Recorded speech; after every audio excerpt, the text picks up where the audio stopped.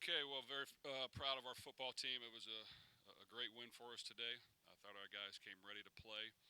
Um, Without question, last week's game was physical, and our guys rose to the challenge and played a physical game to get that win. And because of it, we had some guys nicked up, and not for sure if they were going to play. But I give our guys a lot of credit. All of them tried to get ready, and they wanted to go out there. Some could, some couldn't. So I give them a lot of credit. They showed a lot of courage. And we hope to get those guys, other guys, back as fast as we can. As far as our team, I tip my hat to them. These guys who maybe hadn't played as much rose to the challenge, stepped up when their number was called. From our running back room, from our receiver room, from our defensive back room, all those guys stepped up and did a really good job. So that's a sign of a really good football team. That's a sign of a team that cares. They came ready to play, and it was another really great win in front of a tremendous crowd that was into it, and our players feed off of it. So, very proud of them, and it was a really good day of football. Yeah, Jeff, you guys haven't given up a touchdown, I think, in 123 minutes. What have you seen from the defense over the course of the season that's allowed them to have a stretch like this? Well, I know I've explained it a few times before, not to get technical, but we've prepared hard in the off season to get a plan together that we believed in. That some of it's traditional, some of it's not, and we wanted to be multiple in what we did. And I just think, to talk in generalities, it's about getting pressure on the quarterback. It's about getting in front of receivers and not allowing free releases, easy completions, making the quarterback hold it a little bit longer than he would like to. That will allow our defense to get in there and create sacks and get after the quarterback. Our linebackers have been able to play downhill. We play multiple fronts. We shift, we stem, we move, we disguise coverages, and all those things matter. From a former quarterback and someone on offense, I know what we don't like to see. And I think right now our defense are doing a lot of those things that you don't want to see, and they're doing it very well. So eventually, of course, teams will game plan and try to do things, but we do a lot. So, you can prepare for a few things, but it's hard to prepare for all of it. And we have some wrinkles every week that we throw in there. So I just think our coaches have done a great job. Our players, because we've worked this for so long, understand it. They know it. We get the calls in, they execute it, and we're in the right position at the right time. We play well. Now, I do think playing complementary football has helped us. We've gone back to pounding the ball, running the ball, controlling the clock, trying to get positive plays, trying to get up early and not have turnovers and give them something easy. And when that happens, it allows your defense to tee off even more. So I just think all those things matter. The complementary football and unselfish play by some of our receivers and skill guys on offense mean a lot. And eventually we're going to need to chuck it around, a lot as well. But right now it's very good complementary football. Jeff, a lot of teams are going through some kind of attrition right now with injuries or what have you. Did you feel comfortable? Like, how well did you feel equipped to handle that with some of the depth, especially guys that you got in the transfer portal? What was the last part? Especially the guys that have. Right. Well, you know what? You try not to think too much of what you have to get done at the very end. We just, when we got here, we knew we had to go look at the transfer portal and help improve our team. And I don't think that really changes every year. You analyze your team, you try to help it improve and get better.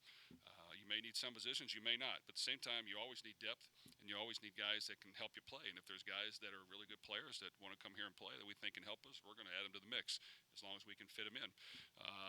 And we're fair to everybody. We give everybody a fair chance. Our players on the team know when we bring them in, if you're playing well and you're doing good, well, you'll be out there. If someone else comes in and is playing better, then they're going to be out there. And we'd like to play a lot.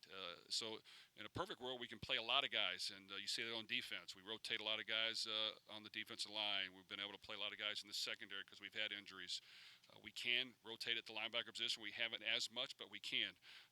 Our nickel positions, we rotate that. So we have built depth, and that's through development of our team, some experience, and then the transfer portal. On offense, we needed to get more depth on the offensive line. We went out and got it, and they've done a really good job. And so proud of that. We needed to get a few more receivers to add to the mix. We did. We got Isaac in the running back room. He helped. I mean, every little thing matters. We got Jack at quarterback. Even the tight end position with Joey. He's athletic. We're trying to get him involved a little bit more. So I just think all those things matter.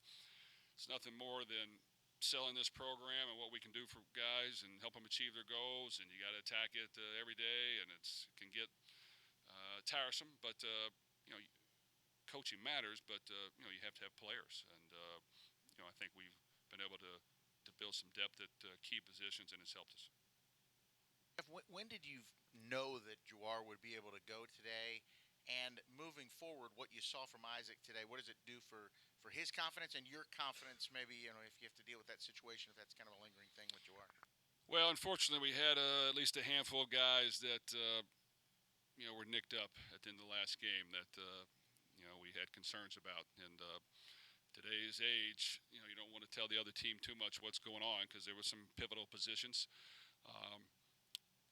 So we tried to get them ready as fast as we could, which really just meant rehabbing them, and they didn't really practice. I give Jawar a lot of credit. He's nicked up in multiple spots. He tried to give it a go. He went out there and played.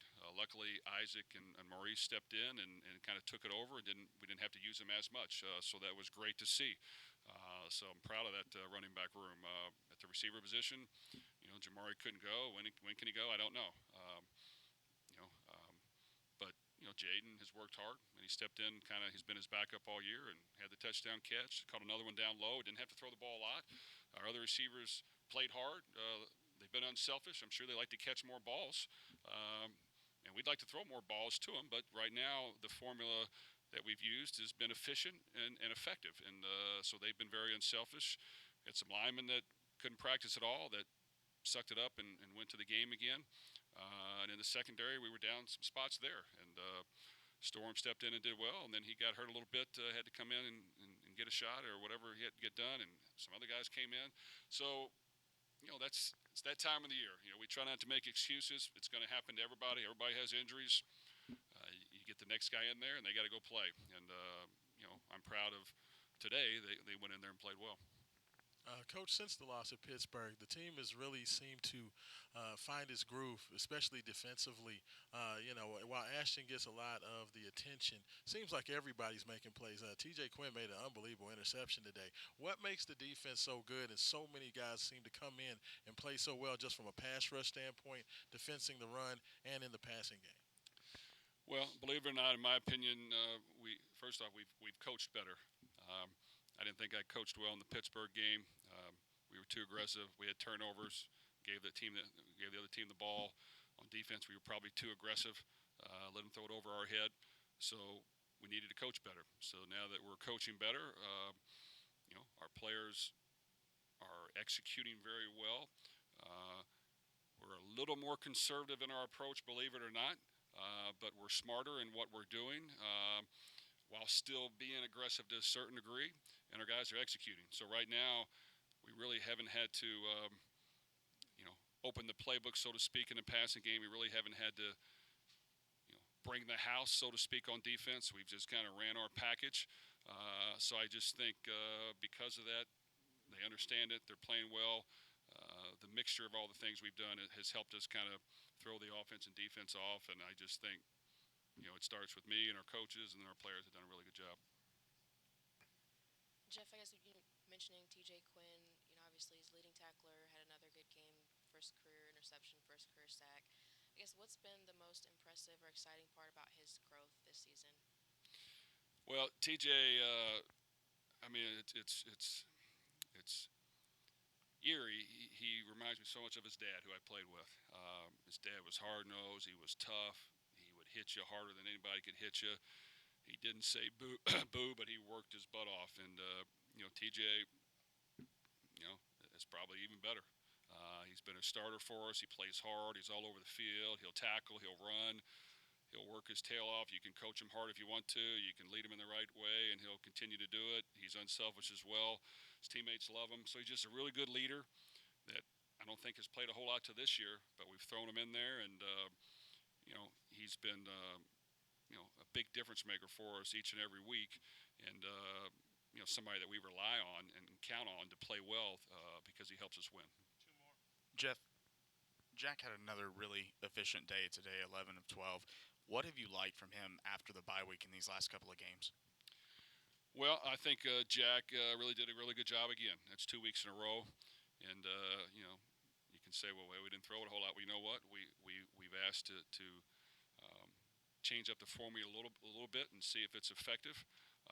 He's taken care of the ball. He's made good decisions. He's got us in the right play. He's got us in the right play in the run game. He's very smart in his approach to the game.